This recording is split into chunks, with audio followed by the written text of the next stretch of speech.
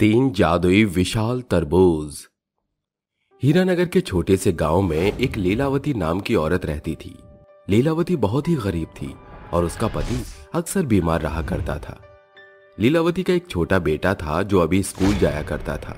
वहीं दूसरी तरफ लीलावती गांव के मुखिया के तरबूज के खेतों में काम करके अपने घर का खर्चा चलाया करती थी। ऐसे ही वो अपनी रोजमर्रा की जिंदगी बिता रही थी। एक दिन की बात है, उसका बेटा अज्जू उसके पास आता है और रोता हुआ कहता है, माँ देखो ना, टीचर ने मुझे दोबारा से स्कूल से बाहर निकाल दिया। तुम मेरी स्कूल की फीस क्यों नहीं भर रही हो? कब तक मैं ऐसे ही? अज्जू बेटा चुप हो जाओ। मैं पूरी कोशिश कर रही हूँ तुम्हारी स्कूल की फीस भरने की, लेकिन क्या करूँ, तुम्हारे पिताजी की तबीयत अक्सर खराब रहती है, तो जितने भी पैसे होते हैं मैं उनकी बेटा दवाई ले आती हूँ। ठीक है माँ, मैं समझ गया हूँ। मुझे भूख लगी है, कुछ खाने को दे दो। अरे वाह, मेरे बच्चे को भूख लगी है। चलो तुम यहाँ बैठो, मैं तुम्हारे लिए खाना लेकर आती हूँ। लीलावती रसोई में खाना बनाने जाती है, लेकिन उनके घर का पूरा राशन खत्म हो चुका होता है। सभी डिब्बे खाली पड़े होते हैं, जिन्हें देखकर लीलावती अपने मन ही मन सोचती है, हे भगवान, अब मैं क्या करूं? खाना बनाने के लिए तो कुछ भी नहीं है। एक काम करती हूँ, लाला की दुकान से थोड़ा सा राशन खरीद ले आती हूँ। लीलावती पड़ोस के लाला की दुकान पर जाकर राशन लेने लगती है। सामान लेते समय वो लाला से कहती है, अरे लाला, मेरे पास पैसे नहीं है। जैसे ही मुखिया मुझे मेरी कमाई का पैसा देगा तो मैं तुम्हें पैसे लौटा दूंगी। लीलावती की ये बात सुनकर लाला को गुस्सा आता है और वो गुस्से में खिसियाते हुए लीलावती से कहता है, मुझे तो पता ही था तुम लोगों को केवल उधारी का ही खाना आता है। अरे कम से कम मेरे पेट के बारे में तो सोचा करो। मैं कितनी मेहनत करके यहाँ बैठा रहता हूँ, गर्मी में अपना पसीना बहाता हूँ, और तुम लोग हो कि उधारी का लेने आ जाते हो और लौटाते भी नहीं हो। कोई भी उधार अब किसी को नहीं मिलेगा, जाओ यहाँ से। ऐसे मत करो लाला, मेरा बच्चा भूखा बैठा है घर पर। अरे जाती है या नहीं? देख, मुझे तुझसे कोई बहस नहीं करनी, चुपचाप यहाँ से चली जा। मैं कोई उधार नहीं दूंगा। पहले पुराने पैसे लौटा, उसके बाद उधार लेकर जा, समझी? लीलावती के कई बार समझाने के बाद भी लाला उसे राशन नहीं देता। बेचारी वापस अपने घर लौट आती है। घर आने के बाद उसे रात के सफेद चावल दिखाई देते हैं, जिसके बाद वो पड़ोस की काकी के घर जाकर उनसे कहती है, काकी, मैं आपके आगे हाथ जोड़ती हूँ, मेरा बच्चा भूखा है, थोड़ा सा दूध दे दे। लीलावती को रोता हुआ देखकर काकी एक बर्तन में दूध लाकर लीलावती को दे देती हैं, जिसके बाद लीलावती अपने घर जाकर सफेद चावलों में दूध और चीनी डालकर अपने बेटे अज्जू को खिला देती है और बचे हुए अपने पति को खिला देती है और खुद पूरा दिन भूखे प्यासे खेतों में तरबूज की खेती करने चली जाती है, काम करने लगती है। और रात को जब लीलावती घर पहुंचती है तो देखती है कि अज्जू की हालत बहुत ज्यादा बुरी हो चुकी होती है और उसे बहुत तेज बुखार था।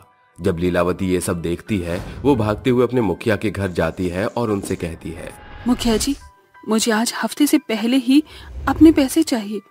मेरा बच्चा भूखा भी है और बीमार भी है, घर में खाने को एक दाना तक नहीं है। मुझे कुछ पैसे दे दो मुखिया जी। अरे ऐसे कैसे दे दूं तुझे? अगर तुझे दिया तो बाकी के लोग भी मेरे पीछे पड़ जाएंगे। पैसे तो तुझे हफ्ते पर ही मिलेंगे, जा अब यहाँ से। ये कहकर मुखिया वहां से चला जाता है, जिसके बाद बेचारी लीलावती रोते हुए अपने घर जाने लगती है।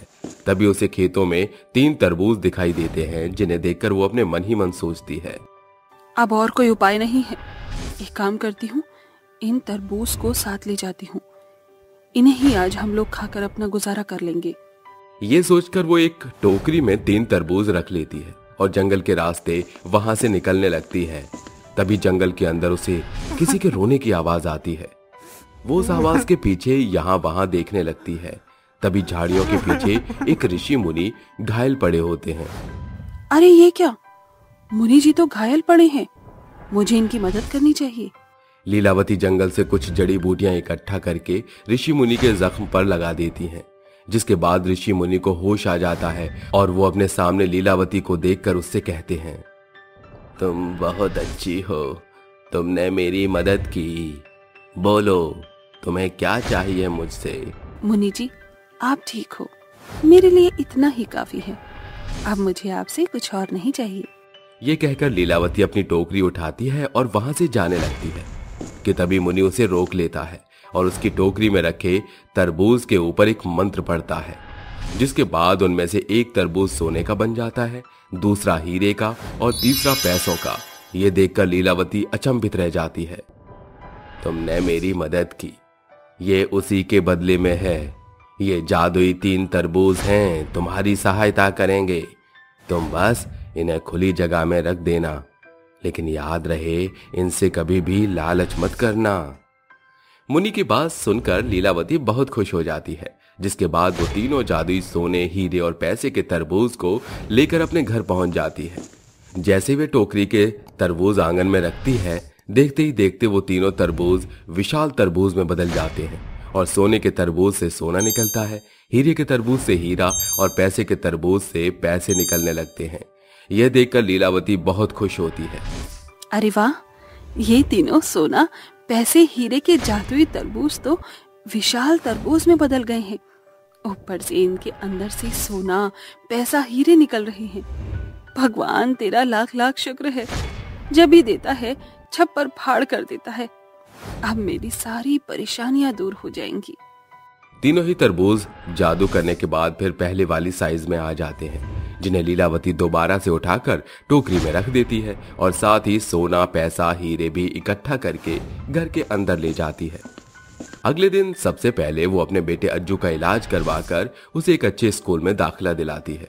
वहीं दूसरी तरफ वो अपने लाचार और बीमार पति का इलाज भी करवाती है और आखिरी में वो अपने लिए एक अच्छा सा घर खरीदती है, जिसमें वो सुख और शांति से अपना जीवन व्यतीत करने लगती है। ऐसे ही धीरे धीरे वो बहुत अमीर हो जाती है और लीलावती के अमीर होने की खबर मुखिया तक पहुंच जाती है, जिसके बाद मुखिया अपने मन ही मन सोचता है, आखिर इस लीलावती की ऐसी कौन सी लॉटरी लग गई जिसकी वजह से यह अचानक से इतनी अमीर बन गई। मुझे इस बात का पता लगाना ही होगा। ये सोचकर आधी रात के समय लीलावती के घर छानबीन करने जाता है, जहां उसे लीलावती उसी के आंगन में 3 विशाल तरबूज के सामने खड़ी हुई दिखाई देती है।